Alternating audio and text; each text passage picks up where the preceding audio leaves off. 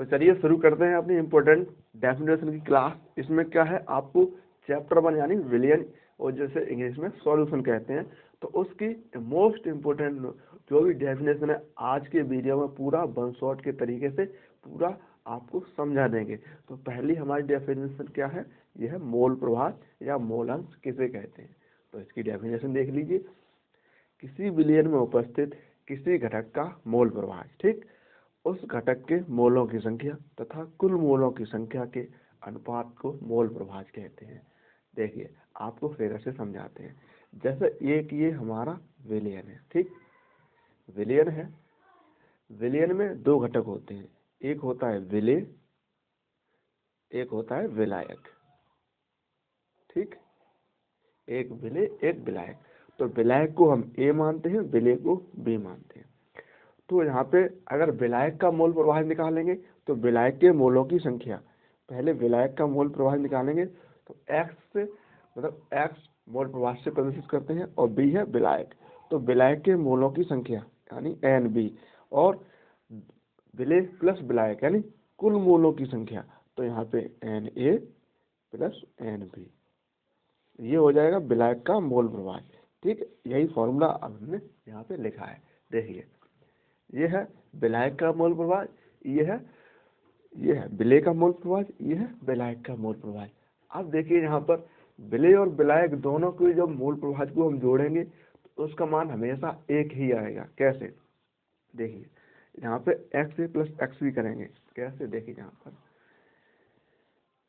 N a upon n A plus N b, ठीक, plus यहाँ पे एन बी अपॉन एन ए plus N b, ठीक है।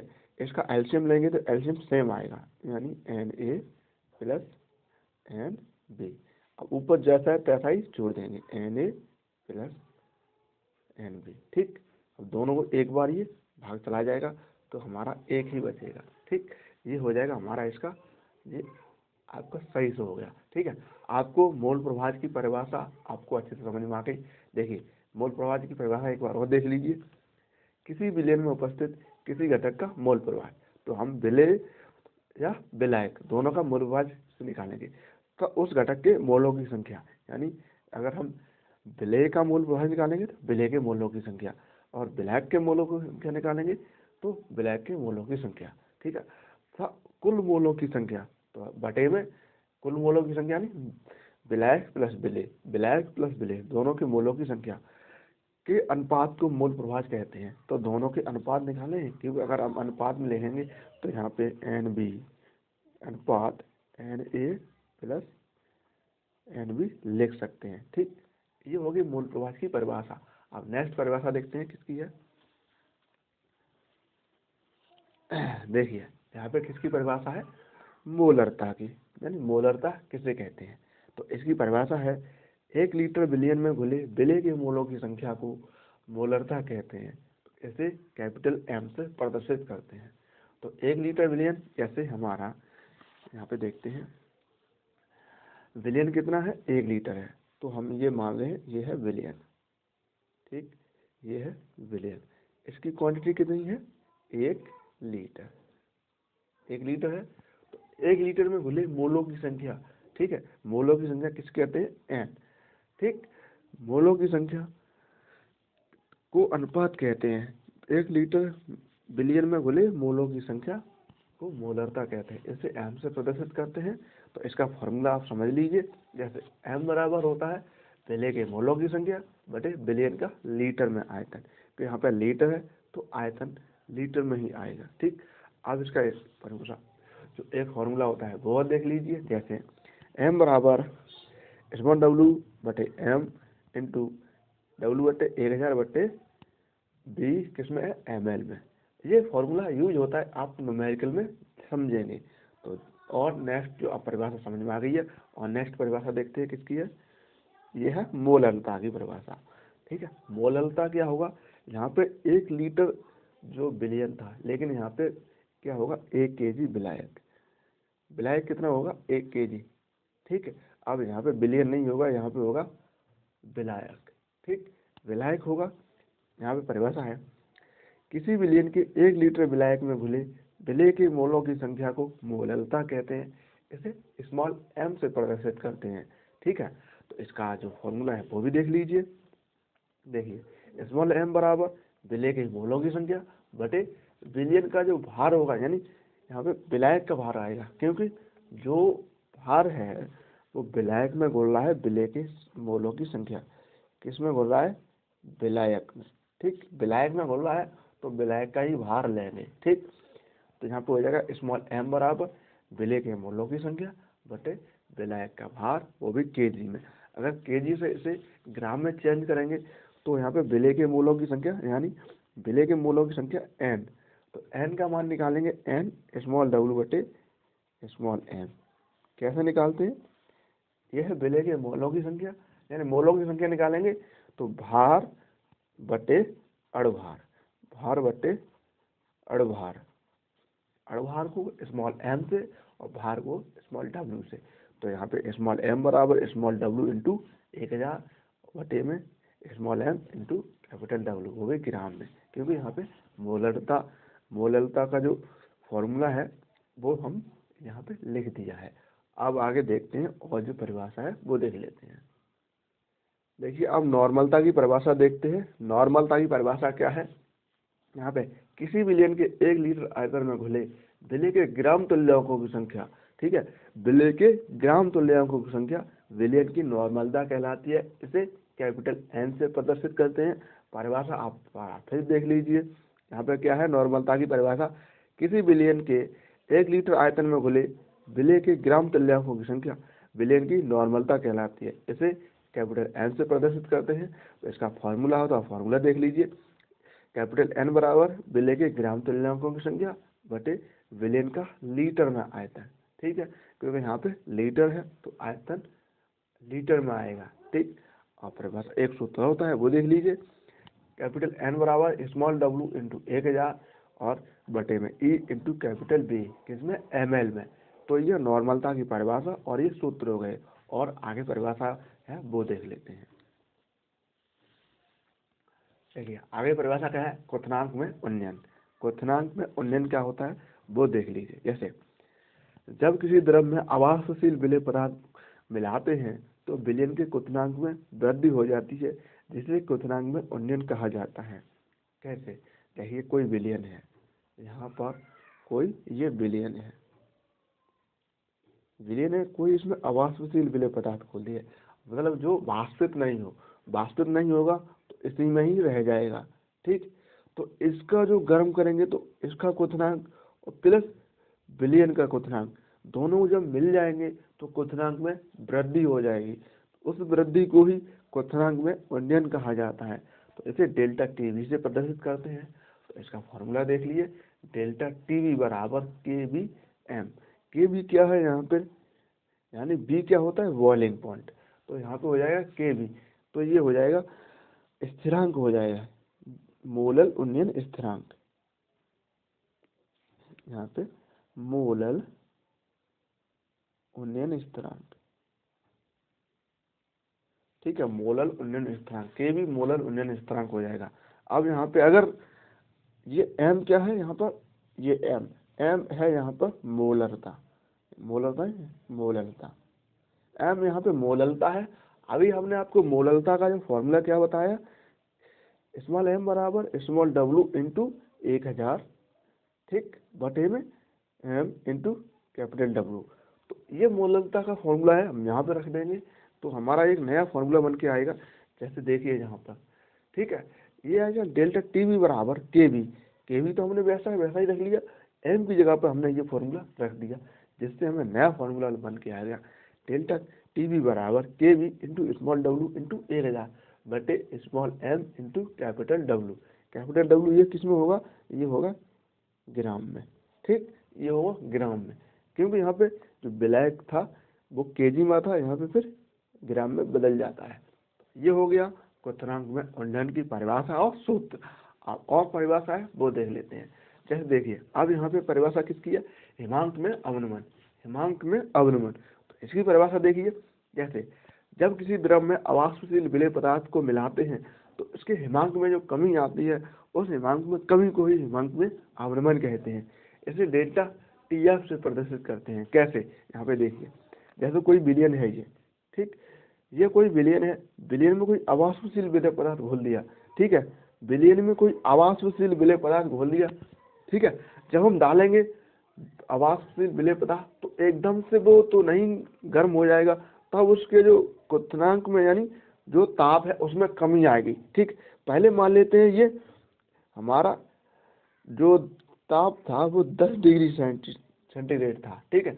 अवाष्पशील विलेय पदार्थ में डाल दिया तो हमारा ये कम होके हमारा 8 डिग्री सेल्सियस हो गया, क्योंकि यहाँ इसमें 8 डिग्री हो गया, इसमें किसकी -2 डिग्री सेल्सियस की कमी है टेम्परेचर में। तो इस कमी को ही हिमांक में अवनमन कहते हैं। तो इसे डेल्टा टीएफ से प्रदर्शित करते हैं। डेल्टा टीएफ बराबर इसमें क्या होता है, डेल्टा टीएफ बराबर kf into m, delta tf बराबर केएफ इंटू एम। यहाँ पे केएफ क्या होता है, केएफ होता है मोलल उन्नयन स्थिरांक, मोलल उन्नयन स्थिरांक। यहाँ पे उन्नयन नहीं, यहाँ पे होगा मोलल अवनमन स्थिरांक, मोलल अवनमन स्थिरांक। यहाँ पे उन्नयन नहीं होगा, यहाँ पे अवनमन होगा, ठीक। अवनमन क्यों होगा कि वहाँ पे एफ होता है फ्रीजिंग पॉइंट, तो यहाँ पे के एफ बराबर, यहाँ पे एम क्या है, मोललता, तो मोललता का हम फॉर्मूला रख देंगे यहाँ पर। तो डेल्टा टी एफ बराबर k f into small W into 1000 बटे स्मॉल एम इंटू कैपिटल डब्ल्यू, और कैपिटल डब्ल्यू किस में होता है हमारा, यहाँ पे ग्राम में हो जाएगा, तब इसका हम मान रख देंगे, ठीक है। आपने परिभाषा देख ली मोल प्रभाज की, मोललता की, मोलरता की, नॉर्मलता की, क्वथनांक में उन्नयन, हिमांक में अवनमन। अब आगे जो परिभाषा है वो देख लेते हैं। चलिए अब हेनरी के नियम को देख लेते हैं। यहाँ पे क्या है, हेनरी का नियम। तो इसकी परिभाषा क्या है, स्थिर ताप पर किसी गैस की द्रव में घुलनशीलता या विलेयता गैस के दाब के समानुपाती होती है। कैसे? जैसे कोई ये द्रव है, ठीक, ये हमारा एक द्रव है यानी विलयन है, तो ठीक है, विलयन का ये तल है, ठीक है, उस पर हम इसमें कोई गैस घोल रहे हैं, ठीक। गैस कैसे घुलेगी, जब तक इसमें ढक्कन नहीं लगेगा तब गैस नहीं घुलेगी। ढक्कन और ढक्कन के ऊपर ये हत्ता, तो इसको दबाएंगे तो ये हमारी गैस है इस द्रव में घुलने लगेगी, ठीक है। द्रव में घुलने लगेगी तो गैस का भी कुछ दाब होगा और कुछ विलयन का भी दाब होगा, ठीक है। तो हमारा गैस का दाब क्या होता है, यहाँ पे परिभाषा में सूत्र देखिए, यहाँ पे क्या लिखा है, स्थिर ताप पर किसी गैस की द्रव में घुलनशीलता या विलेयता, ठीक है, गैस के दाब के समानुपाती होती है। तो यहाँ पर एम प्रोपोर्शनल पी लिखा है, तो पी यहाँ पे क्या है, दाब है, ठीक। पी क्या है, यहाँ पे साम्य पर गैस का दाब है। यहाँ पे देखिए पी लिखा है साम्य पर, पी यहाँ पे लिखा है साम्य पर गैस का दाब। और यहाँ पे एम क्या है, एम क्या है, एम है घुली गैस की मात्रा, घुली गैस की मात्रा, ठीक। एम प्रोपोर्शनल पी, तो एम है यहाँ पे घुली गैस की मात्रा और पी क्या है हमारी, पी है साम्य पर गैस का दाब। और यहाँ पे प्रोपोर्शनल का चिन्ह हटाएंगे तो हमने के एच एक स्थिरांक ले लिया। के एच क्या है, के एच है हमारा यहाँ पर स्थिरांक, के एच है यहाँ पर स्थिरांक, ठीक। तो यहाँ पर क्या है, इसके जो यूज हुए सैम्बल उसके नाम लिखे हुए हैं वो देख लीजिए। जैसे एम प्रोपोर्शनल पी यानी एम समानुपाती पी, दाब के समानुपाती होती है, तो दाब के समानुपाती हमने कर दिया। अगर समानुपाती का चिन्ह हटाएंगे कोई हमें स्थिरांक लेना पड़ेगा, स्थिरांक हमने क्या लिया, के एच, ठीक। तो यहाँ पे जो यूज हुआ उसके नाम लिख लिए। देखिए एम बराबर घुली गैस की मात्रा, पी बराबर साम्य पर गैस का दाब, एच क्या है, के एच हेनरी नियतांक। तो इस नियम की अब सीमाएं देख लीजिए, यानी ये हेनरी का नियम कहाँ का लागू होता है और कहाँ का ये फेल हो जाता है। तो इसके नियम की सीमाएं देख लीजिए। जैसे देखिए यहाँ पर सीमाएं देखते हैं, और यहाँ पे देखिए पहला यहाँ पे क्या है, पहला लिखा है यहाँ पर दाब बहुत अधिक नहीं होना चाहिए। अगर दाब हमने बहुत ज़्यादा लगा दिया तो हमारा हेनरी का नियम ये फेल हो जाएगा। कैसे, यहाँ पे देखिए, यहाँ पे जी हमने पहले फिगर से आपको समझाया था, यहाँ पर हम दाब लगा रहे हैं इस हत्ते को दबाकर, इस जो गैस है द्रव में घोल रहे हैं। अगर हम इसमें ज़्यादा दाब लगा देंगे तो हमारी गैस की मात्रा बहुत ज़्यादा घुल जाएगी, ये हमारे हेनरी के नियम के खिलाफ है, यानी हेनरी का नियम इसमें लागू नहीं होगा। और दूसरा क्या है, यहाँ पे लिखा है दाब बहुत कम भी नहीं होना चाहिए, मतलब हम इतना कम दाब न लगाएं कि हमारी जो गैस की मात्रा है द्रव में बिल्कुल ही ना घुले, बिल्कुल ही ना घुले।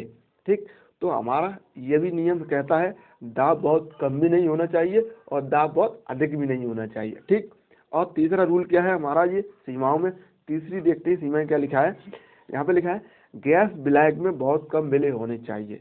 जो हम गैस घोल है विलायक में वो बहुत कम घुले, कितनी घुले, बहुत कम घुले।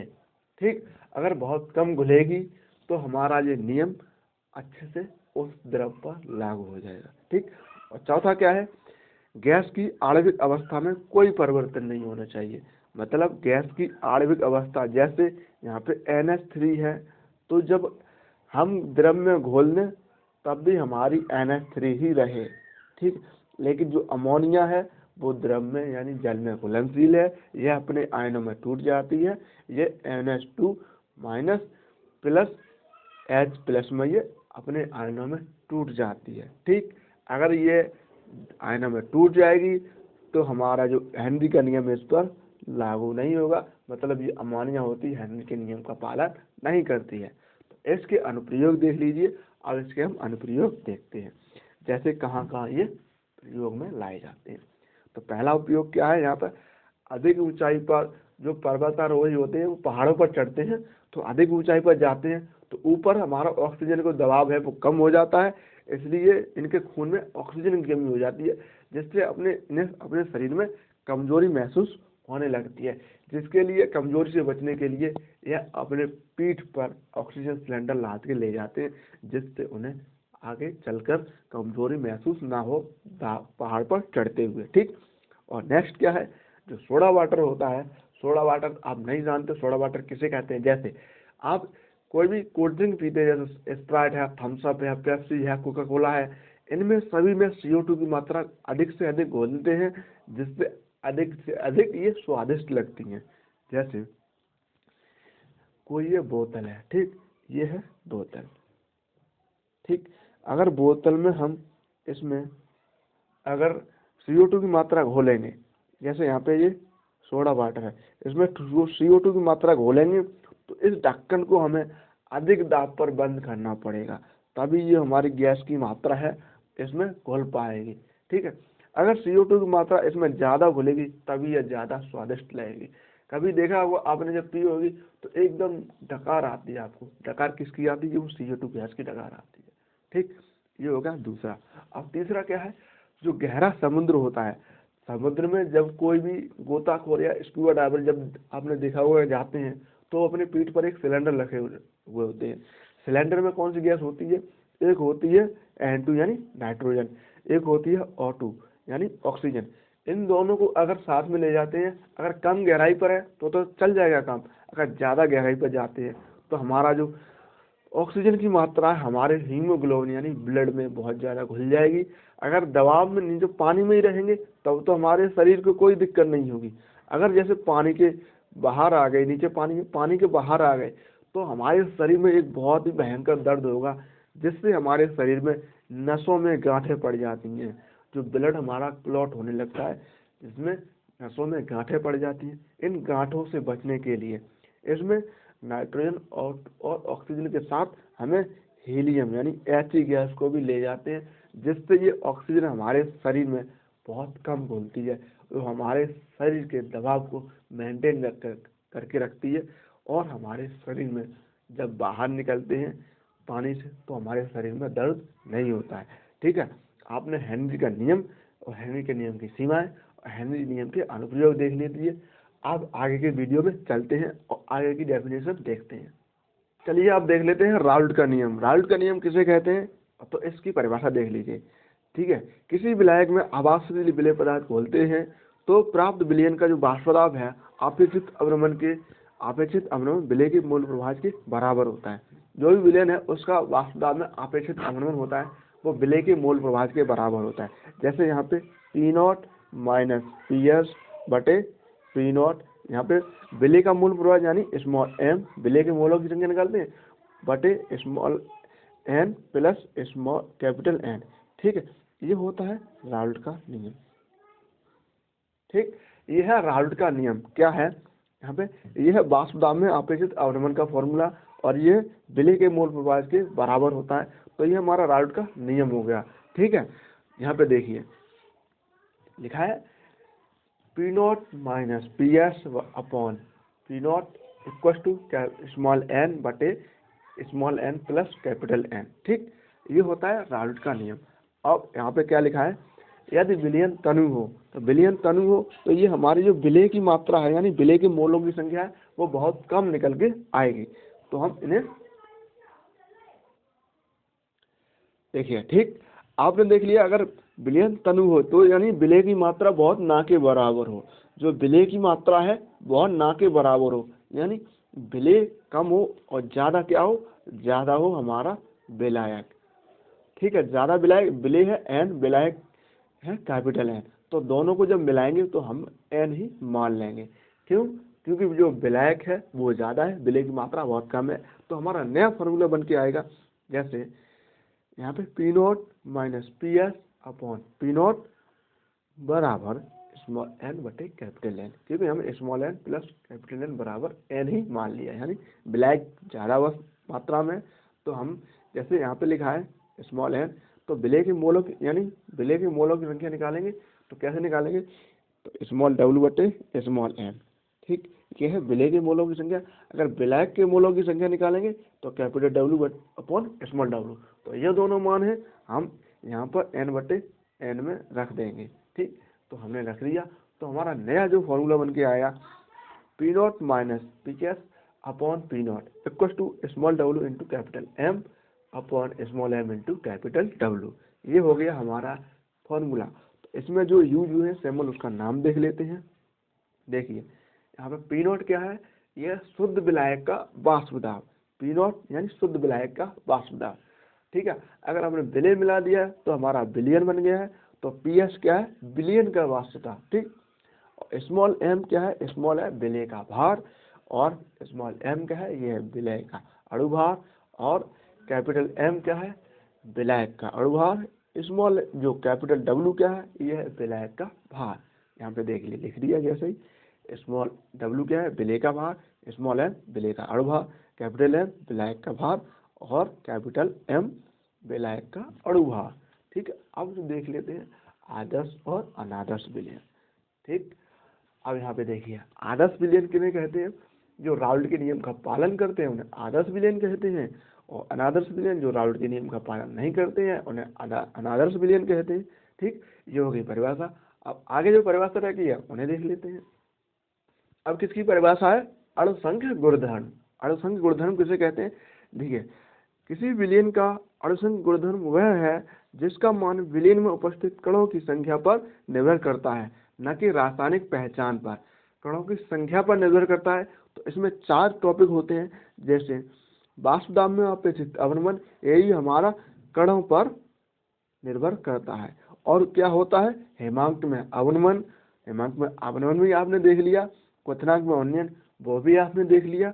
अब हमारा क्या बचा है, परासरण दाब, उसे हम शुरू करते हैं। तो पहले आप जो परिभाषा है वो देख लीजिए पहले। अब यहाँ पे क्या है, स्थिर क्वांथी विलयन किसे कहते हैं वो आप देखेंगे। स्थिर क्वांथी विलयन, इसकी परिभाषा क्या होती है, जैसे ऐसा विलयन जो अवयव के संगठन को प्रभावित किए बिना एक ही ताप पर आश्रित हो जाए, स्थिर क्वांथी विलयन कहते हैं।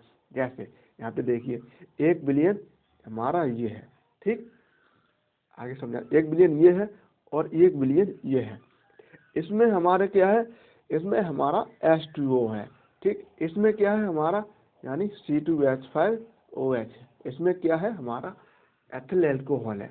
तो इसका जो टेम्परेचर कितना होगा, हम मान लेंगे 85 डिग्री सेल्सियस, ठीक, और जल का जो टेम्परेचर कितना होता है 100 डिग्री सेल्सियस, ठीक है। अगर दोनों को हम जब मिलाएंगे तो दोनों को जब हम मिलाएंगे तो एक ताप हमारा निश्चित हो जाएगा 95 डिग्री सेल्सियस। ये हमने मान लिया है। आप जो एग्जाम्पल देखेंगे बुक में तो अलग अलग मिल जाएगा टेम्परेचर, तो इसलिए दोनों जब हम मिलाएंगे तो इसका टेम्परेचर 95 डिग्री सेल्सियस एक स्थिर हो जाएगा। तो इसी विलयन को कहते हैं स्थिर क्वांति विलयन। ठीक, इसकी परिभाषा देख लीजिए। जैसे ऐसा मिश्रण जो अवयव के संगठन को प्रभावित किए बिना एक ही ताप पर आश्रित हो जाए स्थिर क्वांति विलयन कहलाता है। तो इसकी परिभाषा देख ली, आपको हमने समझा भी दिया। अब नेक्स्ट वो देख लेते हैं, मोलल क्वथनांक उन्नयन स्थिरांक। ये क्या होता है आप देख लीजिए।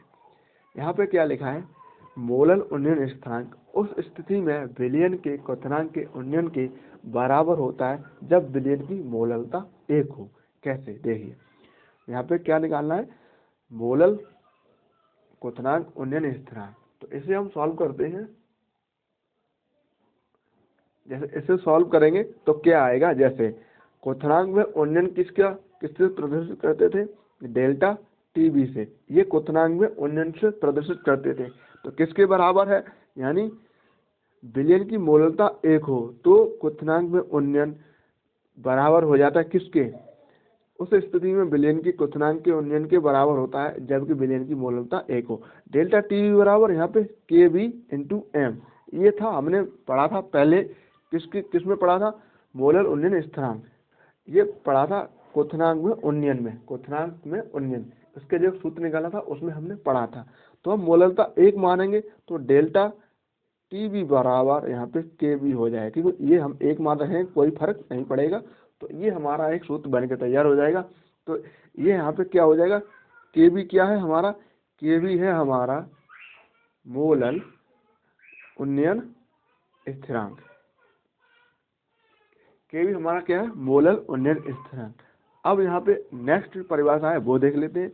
नेक्स्ट परिभाषा क्या है, हिमांक अवनमन स्थिरांक। हिमांक अवनमन स्थिरांक क्या होता है, यहाँ पे लिखा है 1 kg विलायक में 1 मोल खोलने पर उसके हिमांक में जितनी कमी आ जाती है उसे मोलल अवनमन स्थिरांक कहते हैं। जैसे यहाँ पे देख लीजिए, मोलल अवनमन स्थिरांक, इसकी परिभाषा से आपको समझाते हैं। तो यहाँ पे मोलल अवनमन स्थिरांक को किससे प्रदर्शित करते थे, डेल्टा टी एफ से। डेल्टा टी एफ बराबर के एफ इंटू एम, के एफ इंटू एम। यह था हिमांक में अवनमन का जो फॉर्मूला था वो था। अब देखिए इसकी मोललता है, अगर 1 मान लेते हैं तो डेल्टा टी एफ बराबर यहाँ पे के एफ हो जाएगा और यही हमारा इसका फॉर्मूला हो जाएगा। आप इसका पीडीएफ नोट चाहिए तो आप हमें कमेंट कर सकते हैं, हम आपको पीडीएफ नोट प्रोवाइड करा देंगे। अब ये परिभाषा हो गई है, और जो इम्पोर्टेंट परिभाषा रह गई 3-4 और रह गई, वो भी देख लेते हैं। देखिए विसरण क्या होता है, विसरण की प्रक्रिया में विभिन्न पदार्थों के कण, यहाँ पे अणु या आयन आपस में स्वतंत्र रूप से मिलते हैं, तो इनके लिए कोई अर्धपारगम झिल्ली की आवश्यकता नहीं पड़ती है। कैसे, आप यहाँ पे इस फिगर से समझ लीजिए। जैसे कोई विलयन है तो विलयन में कण और आयन और या अणु दोनों आपस में स्वतंत्र रूप से हैं, ये कहीं भी जा सकते हैं। तो ये हो गया हमारा विसरण। लेकिन हमारा परासरण क्या होता है, परासरण हमारा इसका उल्टा होता है। यहाँ पे एक अर्धपारगम झिल्ली होती है, जैसे एक और विलयन होता है और एक और विलायक होता है। तो जो विलयन के कण होते हैं शुद्ध विलायक की ओर अर्धपारगम झिल्ली से होकर गमन करते हैं, उस प्रक्रिया को हम परासरण कहते हैं। ठीक, परासरण की प्रक्रिया में विभिन्न पदार्थों के कण या अणु या आयन अर्धपारगम झिल्ली को पार करके शुद्ध विलायक की ओर गमन करते हैं, इस प्रक्रिया को हम परासरण कहते हैं। आपको हमने फिगर से समझा दिया। तो इधर हम जाएंगे, ये हमारे जो कण है शुद्ध विलायक की ओर जाएंगे, तो ये हमारी प्रक्रिया है वो परासरण कहलाएगी। अब नेक्स्ट क्या होता है, परासरण दाब, वो देखते हैं। यहाँ पे देखिए परासरण दाब क्या होता है, जैसे यह शुद्ध विलायक पर लगाया गया वह दाब है जिससे परासरण की प्रक्रिया है वो रुक जाए। ठीक, तो वो परासरण दाब कहलाता है। जैसे यहाँ पे ये विलयन है, ठीक, विलयन में ये अर्धपारगम झिल्ली है, इधर हमारा ये विलयन है, इधर हमारा ये विलायक है, इधर हमारा ये विलायक है। तो इसके जो कण थे विलयन के कण, वो परासरण की प्रक्रिया से विलायक की ओर गमन कर रहे थे। ठीक, विलायक की ओर गमन कर रहे थे, लेकिन हमने विलायक के ऊपर एक दाब लगा दिया, जिसे परासरण दाब कहते हैं। अब जो हमारे ये कण हैं वो विलायक की ओर नहीं जाएंगे, तो हमारी जो परासरण की क्रिया है वो रुक जाएगी। इस प्रक्रिया को हम परासरण दाब कहते हैं। ठीक, जैसे यहाँ पे देख लिए, इसका सूत्र क्या होता है, P बराबर CRT, P बराबर CRT। तो हमें सूत्र पर फोकस नहीं करना है, क्योंकि हम सूत्र जो क्लास है सूत्र वाली वो अलग लगा देंगे। अब यहाँ पे देख ली एक और फार्मूला यानी डेफिनेशन होती है प्रतिलोम परासरण या व्युत्क्रम परासरण। ये क्या होता है, यदि विलयन पर उसके परासरण दाब की अपेक्षा अधिक दाब लगाया जाए जिससे परासरण की प्रक्रिया है वो विपरीत दिशा में होने लगे, उस प्रक्रिया को हम व्युत्क्रम परासरण या प्रतिलोम परासरण कहते हैं। कैसे, यहाँ पे हमने और अधिक दाब लगा दिया तो हमारा जो शुद्ध विलय के कण थे वो विलयन की ओर अब जाने लगे। अब विलयन की ओर जाने लगे तो जो हमारी जो प्रक्रिया है वो उल्टी अवस्था में हो गई। जैसे यहाँ पे देखिए, ये हमारा एक विलयन है, इसमें ये अर्धपारगम झिल्ली है, इसमें ये विलयन है और ये विलायक है। तो हमने इसमें अधिक से अधिक दाब लगाया जिससे विलायक के कण अब विलयन की ओर गमन करने लगे, तो हमारी जो प्रक्रिया है तो उल्टी हो गई परासरण दाब की अपेक्षा। तो इस प्रक्रिया को हम व्युत्क्रम परासरण या प्रतिलोम परासरण कहते हैं। ठीक, ये आपको समझ में आ गई। आप और दो डेफिनेशन रह गई, आप वो देख लीजिए। यहाँ पे क्या लिखा है, समपरासरणीय विलयन है। ठीक है, इसकी परिभाषा देखते हैं, ऐसा विलयन जिसका समान ताप तथा समान परासरण दाब समान हो समपरासरणीय विलयन कहते हैं। कैसे, यहाँ पे दोबारा परिभाषा देखिए, ऐसा विलयन जिसका समान ताप पर परासरण दाब समान हो तो समपरासरणीय विलयन कहते हैं। तो यहाँ पे देखिए π1 बराबर π2, दो विलयन है तो दोनों विलयन को हम रखेंगे π1 बराबर π2। तो यहाँ पे C तो चेंज हो जाएगा लेकिन RT चेंज नहीं होगा। T हमारा क्या होता है, ताप, R क्या होता है, R हमारा होता है गैस नियतांक। तो यहाँ पे π1 बराबर π2, लेकिन यहाँ पर C1RT बराबर C2RT, RT से RT कट जाएगा तो हमारा बचेगा केवल C1 बराबर C2। ये होता है हमारा समपरासरणीय विलयन का जो फॉर्मूला होता है, C1 बराबर C2। अब नेक्स्ट जो रह गई है डेफिनेशन वो भी देख लेते हैं। अति परासरणीय विलयन क्या होता है वो देखते हैं। अति परासरणीय विलयन जैसा दो विलयन जिनका परासरण दाब जैसे दो भिन्न परासरण दाब वाले विलयनों में से वह विलयन जिसका परासरण दाब उच्च होता है दूसरे विलयन की अपेक्षा अति परासरणीय होता है। कैसे, यहाँ पे देखिए, जैसे दो विलयन है, जैसे एक विलयन ये रहा, ठीक, एक विलयन ये रहा, तो इसका टेम्परेचर कितना है 5 डिग्री सेल्सियस। ठीक है, एक विलयन ये है जिसका टेम्परेचर कितना है, इसका टेम्परेचर है 20 डिग्री सेल्सियस। तो इसका टेम्परेचर कितना है, अधिक है, तो ये हमारा क्या हो जाएगा, अति परासरणीय विलयन। ठीक है, यहाँ पे क्या लिखा है, दो भिन्न परासरण दाब वाले विलयनों में से वह विलयन जिसका परासरण दाब उच्च होता है दूसरे विलयन की अपेक्षा अति परासरणीय विलयन कहलाता है। तो यहाँ पे परासरण दाब 20 है, यहाँ पे 5 है। ठीक है, तो ये हमारा अति परासरणीय विलयन हो गया। यहाँ पे देखिए, हमने आज के इस वीडियो में इस चैप्टर की मोस्ट इम्पोर्टेंट जो भी डेफिनेशन थी वो आपको पूरा टॉपिक एक ही वीडियो में समझा दिया। उम्मीद है आपको अच्छे से समझ में आया होगा। तो मिलते हैं आज के बाद दूसरे जो भी वीडियो आएगा उसमें हम चैप्टर 1 के जो मोस्ट इम्पोर्टेंट जो न्यूमेरिकल हैं वो तो कराएंगे ही, लेकिन एक अलग से वीडियो में हम इस चैप्टर के मोस्ट इम्पोर्टेंट जो सूत्र है वो आपको अच्छे से समझा देंगे एक ही वीडियो में। तो आज की वीडियो में इतना ही रखते हैं, मिलते हैं एक और वीडियो के साथ। आज की वीडियो में इतना ही। जय हिंद, जय भारत।